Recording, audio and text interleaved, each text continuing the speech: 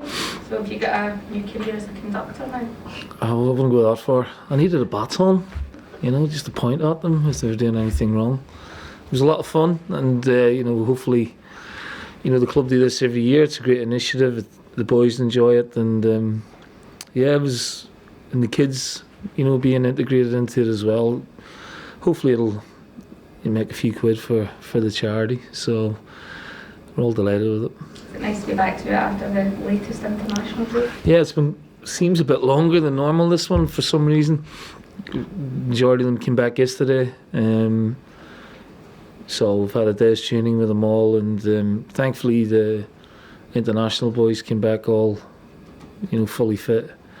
Moy, we knew had a issue going out there, so we have to be wary of that one, make sure he gets the proper recovery time, but otherwise it could deteriorate into something worse, so we're just keeping an eye on that. Scotland still have a chance of making it to Euro 2020. Are you in the camp that we should do all we can to try and help Scotland's chance if it means moving some fixtures? Well, it's going to be difficult to do that, moving the fixtures, but I think it's a great opportunity. I think it's a good draw, and they finished the campaign pretty well. Obviously, we're talking another 2 or 3 months down the line, things can change, but looks a structure there now with Steve's team, and I think he knows his personnel, and then you're going to have the likes of McTominay, Tierney, Robertson, Premier League top class players to come into that group as well. So they finished the campaign well, and psychologically it was a good way to do it. When you have Lee Griffiths back? Yep. Okay.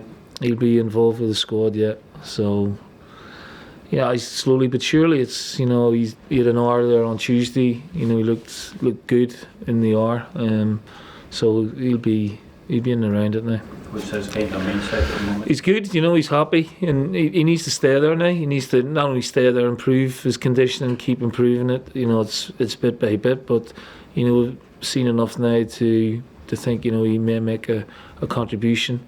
We've got 11 games between now and the end of December, and we will be using the squad, and Lee obviously is a part of that. I guess he can play his part for Scotland as well.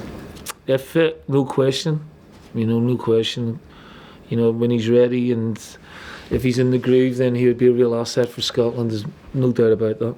Neil, just to go back to the fixtures in March, we don't know what will happen in terms of postponements because of the weather and cup replays potentially, things like that. How difficult is it for you sitting here where your focus is on Celtic and there is this everyone from outside saying we should do everything to help Scotland? It's not difficult for me, I think it can be good for the game, but I don't know how we changed the fixture list with the way things, and as you said, there could be things in front of you that you can't foresee. I understand, Stephen wanting to have the best opportunity for the team to progress, and I think everybody involved in the game in Scotland would want that.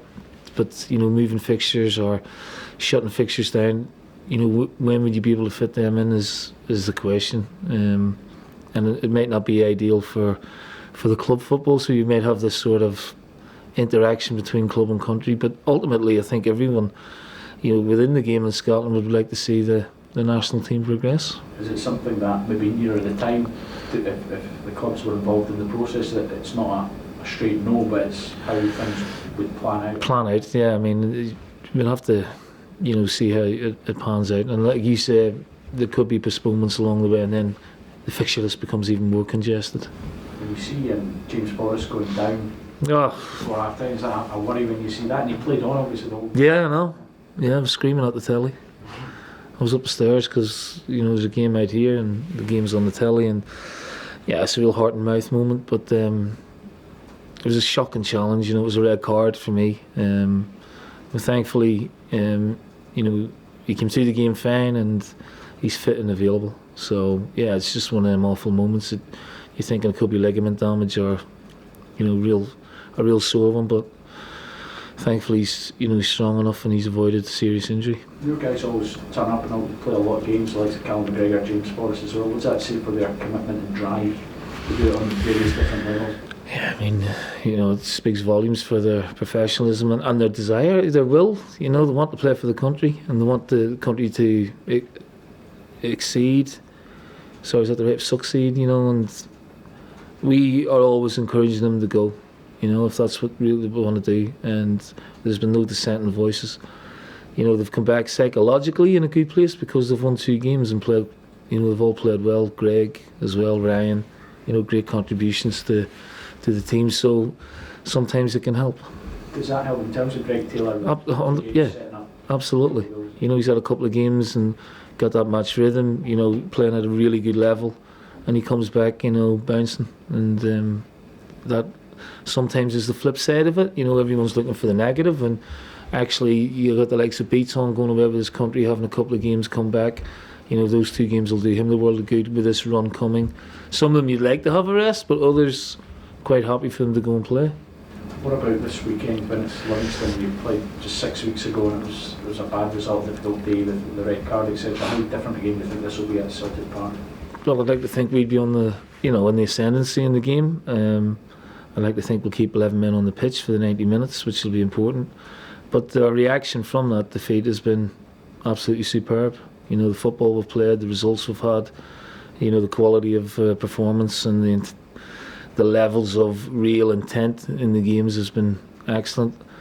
Want to pick that up as quickly as we can as we go into this, you know, volume of games now. And we've not scored against them in 3 games, so that has to be, you know, changed as well. So we're very motivated to win the game, obviously, with what's ahead of us. Just to come back to injuries, Neil, any updates on El Younousi and Hatem Al Ahmed? Well, Hatem, you know, it's a doctor strain. It's a heavy one, so he may be another couple of weeks. In terms of Moy, like I said earlier, you know, it's just a question of rest, and hopefully he'll be back within the next week, 10 days. There's been some speculation down south that Crystal Palace are going to mount a bid for Edouard. What's your message to anyone coming in? Can't stop them. You know, we don't want to sell. And he's a real asset for us, and I would doubt we would, like I said, you know, weeks ago, I'm quite comfortable about January with the business that we've done the first half of the season. You know, I don't envisage any of our players, you know, leaving for, you know, especially, you know, the real assets that we have in the team, because, you know, we have a job to do here, and we're really sort of focused on the season ahead. And like, you know, I can't stop teams coming in and making bids, but, you know, as far as I'm concerned, he's not for sale. Neil, just going back to Livingston, they've not won since that game against you 6 weeks ago. Do you think they raise their level when they play against you?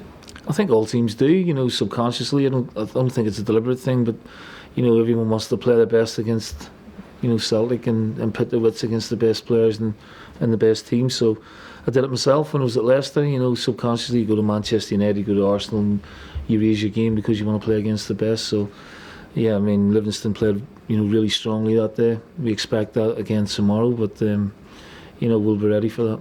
Just going back to Scotland and Ryan Christie, he seems to be becoming one of the main players for the national team there, but he started on the right the last few games. Do you think that could be his best position? You have used him out wide sometimes, but do you think he's better from out there? No, I think he's better in a central position, you know, coming off the striker or just playing beyond the midfield. But he's such a good player. He makes that position look, you know, quite comfortable. I can understand why Steve went with him and Jamesy, you know, the inverted wingers, and then you get your width from the fullbacks. He scored a great goal in Cyprus, so he's capable of that as well. He's been in outstanding form this season, and again, he's a player who'll get a lot of confidence from what he's and how he's played with Scotland.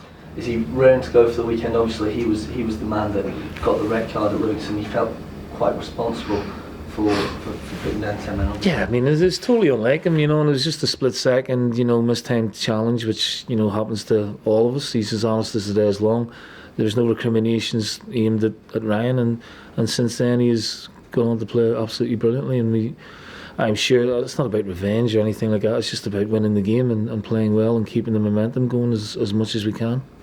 Neil, looking at the playoff draw, there's a potential that Northern Ireland could play the Republic of Ireland. How big a fixture would that be? They're huge, you know. I think both countries have played very, very well in the groups. You can see improvements in both. Northern Ireland had a real stinker with Germany and Holland, but, you know, they won all the other games against the rest of the countries. all right, you know, they lost the last game 6-1, but that was academic. You know, they got a great point against Holland at home, so, you know, they know what they can do. And I thought the Republic were unlucky. I thought they played very well against Denmark and, you know, ran all those teams, Switzerland and Denmark, very close. So if they get through the first tie, then it's going to be very interesting, and you could toss a coin between the two of them at the minute. Did you play in '94 when they met in the World Cup? No, I was young then.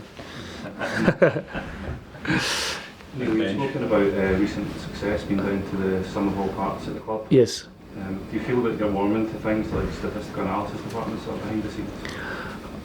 What do you mean warm into it? I was never averse to it, you know, but there is, yeah, I mean, we use as much data as you need to use. You know, sometimes you can overuse it, and sometimes you get an influx of data that's, you know, you can overthink it, or, you know, sort of get too much information.